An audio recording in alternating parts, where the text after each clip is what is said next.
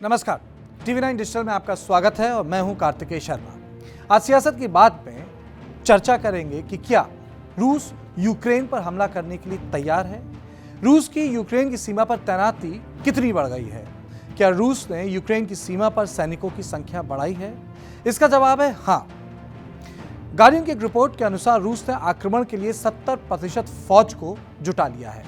अमेरिकी खुफिया विभाग का कहना है कि अगर युद्ध हो जाए तो यूक्रेन में 25,000 से 50,000 लोग मारे जाएंगे। जानकारों का कहना है कि इसमें यूक्रेन की फौज के 5,000 से 25,000 सैनिक, रूस के 3,000 से 10,000 सैनिक मारे जा सकते हैं। यूक्रेन को लेकर पूरे यूरोप में तनाव इतना बढ़ गया है कि यूरोप के राष्ट्राध्यक्ष अब रूस के राष्ट्रपति व्लादिमीर पुतिन से सीधे बात करने मॉस्को जाने की लाइन लगा रहे हैं। सोमवार को फ्रांस के राष्ट्रपति इमैनुअल मैक्रों और पुतिन की मॉस्को में मुलाकात होगी। वहीं जर्मनी के राष्ट्राध्यक्ष ओलाफ स्कॉल्स सोमवार को यूक्रेन में रहेंगे। दोनों देश पहले से ही कह चुके हैं कि अगर रूस ने आक्रमण किया तो वो यूक्रेन की मदद करेंगे। इस वक्त रूस ने 83 टैक्टिकल बटालियन ग्रुप की तैनाती यूक्रेन की सीमा पर कर दी है। जनवरी के शुरू में टैक्टिकल बटालियन ग्रुप की संख्या महज 60 थी। हर बटालियन में 750 से 1000 सैनिक होते हैं और इसकी संख्या अमेरिकन बटालियन ग्रुप के लगभग बराबर ही होती है। अमेरिका के खुफिया विभाग का मानना है कि रूस ने साइबेरिया से 14 और टैक्टिकल बटालियन ग्रुप रवाना किए हैं। एक रिपोर्ट के मुताबिक यूक्रेन पर आक्रमण के लिए रूस 110 से 130 टैक्टिकल बटालियन ग्रुप और 1.5 लाख सैनिकों की तैनाती करना चाहता है, जो फरवरी के अंत होने से पहले वो कर लेगा। युद्ध के कई और संकेत अमेरिका और यूरोप ने एकत्रित भी किए हैं। रूस की स्ट्रेटेजिक न्यूक्लियर फोर्सेस की सालाना ट्रेनिंग एक्सरसाइज पतझड़ में होती थी, जिसको रूस ने खिसकाकर फरवरी मार्च में कर दिया है। शनिवार को रूस ने बेलारूस के ऊपर अपने स्ट्रेटेजिक बॉम्बर्स भी उड़ाए।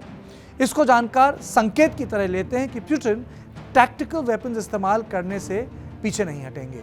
पिछले 30 सालों में अमेरिका और रूस ने छोटे परमाणु उपकरण तैयार किए हैं, जिनका इस्तेमाल युद्ध के मैदान में हो सकता है।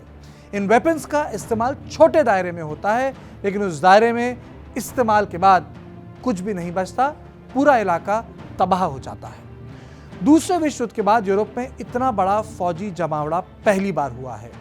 वहीं अमेरिका ने 1700 सैनिक पोलैंड में और जर्मनी में 1000 सैनिक रोमानिया में तैनात किए हैं। अमेरिका 3000 और सैनिक नेटो राज्यों में तैनात कर सकता है।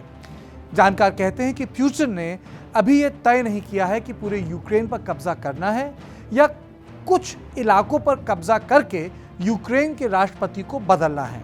न्यूयॉर्क टाइम्स की रिपोर्ट के मुताबिक रूस यूक्रेन की राजधानी कीव पर भी कब्जा कर सकता है, लेकिन इसमें बहुत खून खराबा होगा।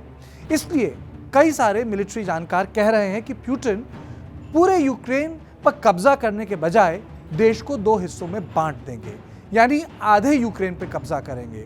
यानी रूस स्ट्रेटेजिक डेप्थ एरिया तैयार करेगा अपने लिए, जिससे कोई भी राज्य जो नेटो का हिस्सा हो उसकी सरहद तक ना पहुंच पाए। जानकारों का कहना है कि रूस यूक्रेन पर हमला करने के लिए तैयारी लगभग पूरी कर चुका है। ब्लैक सी में रूस ने परमाणु पनडुब्बियां भी तैनात कर दी हैं। इसमें 11 एम्फीबियस जहाज शामिल हैं, जो रूसी मरीन्स को यूक्रेन के दक्षिण में चंद घंटों में तैनात कर देंगे। यानी ओडेसा जैसा बंदरगाह कुछ घंटों में यूक्रेन से छीन लिया जाएगा।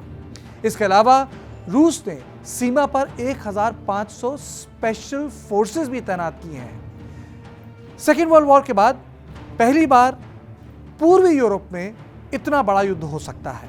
ऐसे में यूक्रेन के अस्तित्व के ऊपर खतरा पूरा है।